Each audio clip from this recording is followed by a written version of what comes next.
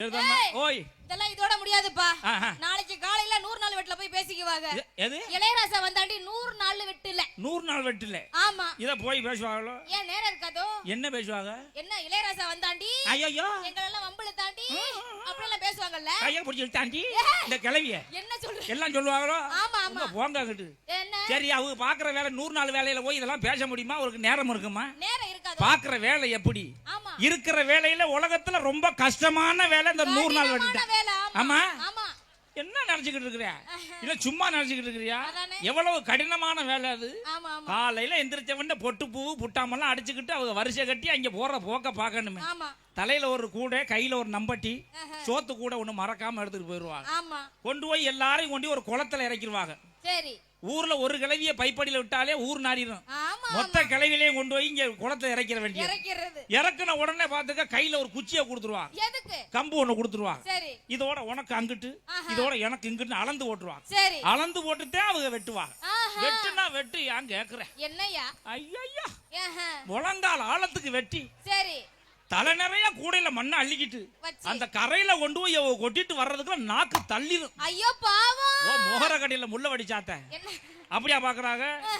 அங்க நோகாம புல்லுக்கு சேவிங் பண்ணி வச்சு விட்டு எலி பறிச்சது மாதிரி லேசா சுரண்டி வச்சுட்டு அவங்க பார்த்த வேலைக்கு நல்லா கொரட்டை தூங்குவாங்க. ஒரு தூக்கம் நல்லா கொண்டு வந்த சோத்தையும் புழக்க தின்னுருவாங்க.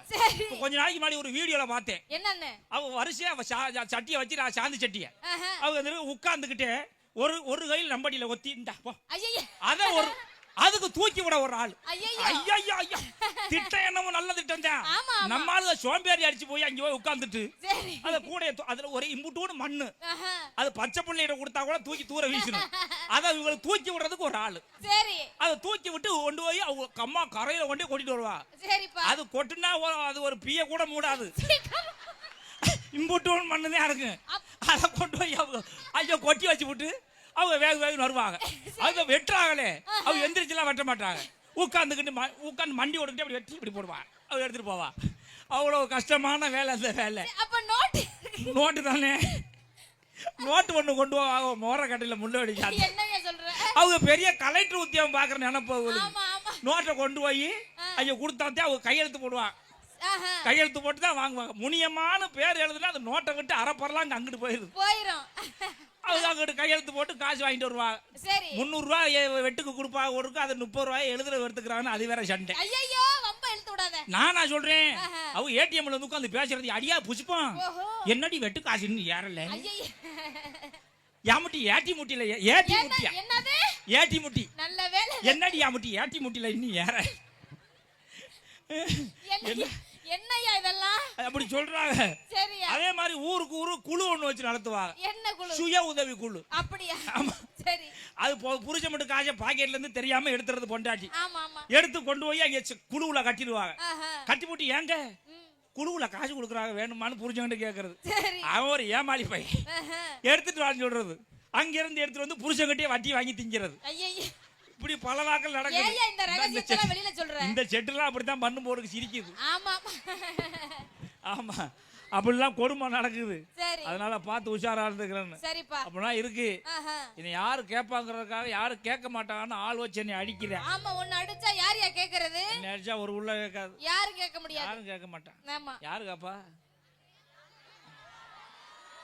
அத்தடி கேட்பாங்களாமா. ஏப்பா அன்னைக்கு இலங்கையில அடிக்கும் போது எங்க ஒண்ணு எல்லாரும் ஏன்டா அண்ணன் அடிக்கிற தம்பி அடிக்கிற ஒரு உள்ள கேட்கலையே. ஒரு உள்ள கேட்கல இல்ல. இன்னைக்கு எப்படி கேக்குது பாரு. தொலையட்டும். அப்படிலாம் இருக்கு சூழ்நிலை. அப்படி போயிட்டு இருக்கு. இன்னைக்கு பாத்தியா தலை இப்ப வெள்ளை தலை எத்தனை தலை இருக்கு? எல்லாம் 80 வயசுக்கு மேல இருக்கு. எல்லாம் அன்னைக்கு சாப்பிட்ட சாப்பாடு அப்படி கம்பு கேழ்வரகு கேப்ப கோதுமை நல்ல இயற்கை தானியம். மாட்டு சாணத்தை மட்டுமே போட்டு விளைய வச்சது. இயற்கையான தானியங்களை சாப்பிட்டு நல்லா இருக்கிறாங்க. நோய் நொடி இல்ல. இன்னைக்கு இருக்கிற ஆளெல்லாம் பாரு 40 வயசை தாண்ட முடியல. ஒத்த புள்ளைய பத்துக்கிட்டு உட்கார முல்ல குனிய முல்ல கடுக்குது வலிக்குது. அன்னைக்கு 16 புள்ளைய பத்தாங்க. என்ன பத்த ஆத்தாமாரு 16 புள்ளைய பத்து திடகாத்திரமா இருந்தாங்க. அதாவது விறகுக்கு போகையில மாசமா இருக்க பொம்பளை அங்க குழந்தைய பத்து தூக்கி இடுப்புல வச்சுக்கிட்டு விறகு கடை தலையில தூக்கிட்டு வந்துச்சு அந்த காலத்துல. இன்னைக்கு அதாவது ஒரு பழமொழி ஒண்ணு சொல்லுவாங்க. அதாவது தாயால பிறக்கணுமா தாய் அழ பிறக்கணும், சரி. ஊர் அழ இறக்கணும். ஓஹோ, தாய் அழுகிற மாதிரி பிறக்கணுமா? சரிப்பா. இப்ப எந்த தாய் அழுகுதுங்கிற? அழுகலையோ? மயக்க ஊசியை போட்டு கிழிச்சிட்டான் புள்ள பிறக்குறாங்க. எந்த தாய் முன்ன மாறலாம்? அத்தாடி இந்த புள்ளைய பெத்தெடுக்கிறதுக்கு நான் பண்ண தவமா எங்க வலிக்குது? இல்லையே, தட்டி தானே பேசுது. எதுக்கு சொல்றோம்னா, அரசாங்க ஆஸ்பத்திரிக்கு போனா வலிச்சா புள்ள பிறக்கும், பிரைவேட் ஆஸ்பத்திரிக்கு போனா கிழிச்சாத்தான் புள்ள பிறக்கும். அரசாங்க ஆஸ்பத்திரிக்கு போறது அவமானமா நினைக்காம அரசாங்க ஆஸ்பத்திரிக்கு போனாத்தான் 100% சுகப்பிரசவம் நடக்குது. சரி, நல்ல விஷயம் தான் சொல்றேன். எந்த பிரைவேட் ஆஸ்பத்திரியாவது 100% நான் சுகப்பிரசவம் ஆகி தரேன் ஏதாவது சொல்றாங்களா? சொல்ல மாட்டாங்களா? 3 மாசம் புள்ள முழுகாம இருக்கும் போதே பிரைவேட் ஆஸ்பத்திரியில நம்ம ஆளு கூட்டி போவேன். ஆமா, ஏன்னா கல்யாணம் பண்ண புதுசுல இல்ல இல்ல அதெல்லாம் சரிப்பட்டு வராது, தர்மாஸ்பத்திரி அதெல்லாம் ஆகாது. இவங்க நேரம் இங்க கூட்டிட்டு போயிருவாங்க. போன உடனே டாக்டர் கையை பிடிச்சு பார்ப்பேன். அவனுக்கு ஆப்பரம் வந்துருச்சுல, உடனே துடியா துடிச்சிருவேன். அப்ப கூட அப்படி துடிக்க மாட்டேன்.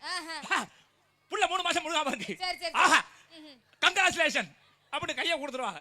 அப்புறம் சொல்லுவேன், புள்ள லேசா வீக்கா இருக்கிற மாதிரி இருக்கு, மாத்திரை மருந்து போடணும். மாத்திரை ஒரு மாசத்துக்கு 30,000 செலவாகும் அப்படின்னு மாத்திரையை போட்டுருவேன். 9 மாசத்துக்கு மாத்திரை நீங்க புள்ள பார்த்தா 9 மாசம் கழிச்சு மறுபடியும் அதே டாக்டர்கிட்ட கூட்டி போவேன். அப்போ துடிச்சிருவேன். எதுக்கு? புள்ள கொடி சுத்திக்கிருச்சு, தண்ணியை குடிச்சிருச்சு, அதை புடிச்சிருச்சு, உடனே ஆபரேஷன் பண்ணணும் அப்படின்ட்டுவேன். அவன் கொடுத்த மாத்திரை எல்லாம் புள்ள கொழுக்கட்ட மாதிரி அத்த தண்ணியா வீங்கி போச்சு. 4.5 கிலோ இருந்தா என்ன பண்றது? உடனே ஆபரேஷன் பண்ணு சொல்லிட்டு காசை கறந்து ஆபரேஷன் பண்ணி தான் கையில கொடுப்பேன். அதுவும் அவன் சொல்றதா நேரம். அவனுக்கு அடுத்த நாள் காது குத்து இருந்துச்சுன்னு வச்சுக்கயே, அதுக்கு அடுத்த நாள் தான் ஆபரேஷனே பண்ணுவேன். ஆமா, அவனுக்கு என்ன உனக்கு என்னன்னு கேட்டேன். அவன் வச்ச நேரத்துல தான் ஆபரேஷன் பண்ணுவேன். ஆமா, அப்படிலாம் கொடுமை. அது இல்லைன்னா சரி, பேஷண்ட் ஒண்ணுதான் இருக்குன்னா ஒரு பிள்ளைக்காக போய் இருக்க மாட்டான். அது 4-5 பேஷண்ட் உள்ள வந்தாதே அதுக்கப்புறம் தான் வருவேன். அவன் பொழுதுபோக்கு மாதிரி தானே. என்னப்பா இதெல்லாம்? சுகப்பிரசவம் தான். அது வந்து கடினமா பாக்குறாங்க, பிள்ளையும் தாயும் பிரிச்சு கொடுக்குறாங்க. அந்த அரசு ஆஸ்பத்திரியில அந்த நர்ஸுகளுக்கு நம்ம வந்து என்னைக்கு நன்றி கடனா இருக்கணும். அதான் அந்த காலத்துல எல்லாம் பிரசவம் பார்த்த நர்ஸு பேரை பிள்ளைக்கு வைப்பாங்க. பொம்பளை பிள்ளையா பிறந்துச்சுன்னா என்னப்பா அந்த பேர் இப்படி வச்சிருக்கிற அப்படின்னா, இந்த புள்ள பிறக்கும் போது அந்த பிரசவம் பார்த்த நர்ஸு பேருப்பா அப்படின்னு சொல்லுவாங்க. அதெல்லாம் ஒரு காலம். அந்த காலம் இப்ப மாறி போச்சு.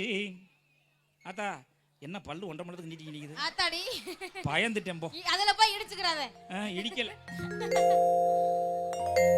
சரி, நிறைய பிரச்சனைகள் எல்லாம் இருக்குதாப்பா? அவ்வளவு இருக்கு. ஆமா, நாட்டு நடப்பு அப்படி இருக்கு. என்னமோ சொல்றாங்க ராவ். இல்ல இல்ல இல்ல, இது இங்க ஓடிட்டு இருக்கு. அதனால அப்பா புள்ளைய குண்டி கழுவிட்டியா இல்லையா? யாருக்கு? இல்ல புள்ளை வெளிக்கு போயிடுச்சு, ஒரு கொண்டு கழுவி கூட்டியறாரு. ஐயய்ய, இப்படிப்பட்ட தகப்பமார்கள் இருக்கத்தான் செய்றாங்க. நீ மிரிச்சுக்கறாத. அது இவங்க சில பேர் இருப்பாங்க. புள்ளை அது வாட்டு கூட்டத்துல பிஏ பண்ணிச்சு என்ன செய்யறதுன்னு பேம்பர்ஸை மாட்டி விட்டுருவாங்க. அது 4 நாளைக்கு உள்ள வரப்பிடிச்சு போய் அப்படியே இருக்கு. அடுத்த நாள் தூக்கி வெளில வீசுவாங்க. என்னமோ நாகரிக பேர்லாம் அப்படி ஆயிடுச்சு, என்ன செய்யறது? பேம்பர்ஸ் வந்துருச்சு, காம்பர்ஸ் வந்துருச்சுன்னு போயிட்டு இருக்கு. அப்படி கொடுமை. இதெல்லாம் உனக்கு எப்படி தெரியும்? உனக்கு எப்படி தெரியும்? நானா பேம்பர்ஸ் போட்டுருக்கேன். இப்ப சுகர் பேஷண்ட் எல்லாம் பேம்பர்ஸ் போட ஆரம்பிச்சிட்டாங்க. எதுக்கு? இங்க இருந்து பசி ஏறினா மெட்ராஸ் போற வரைக்கும் தாங்காது. சுகர் பேஷண்ட் இல்ல, அங்க நீ இறங்கினா தான் சரி வரும். பசிக்கார இறக்கி விட மாட்டேன், வேற வழி இல்லாம இவன் எடுத்து மாட்டிக்கிறான் பேம்பர்ஸ். அந்த கொடுமை அத்தா எடுத்துக்க, நல்லா எடுத்துக்கத்தா, நல்லா எடுத்துச்சா. அரே வண்டி ஓடுதாப்பா? என்ன பார்த்தா ஐயா, வண்டி ஓடுதா? ஓட என்னப்பா சொல்ல வர? அப்படிலாம் இருக்கு. இருந்தாலும் கூட ஊர் பிரச்சனை அப்படி இருந்தாலும் என் பிரச்சனை இப்படி தெருவில் தான்.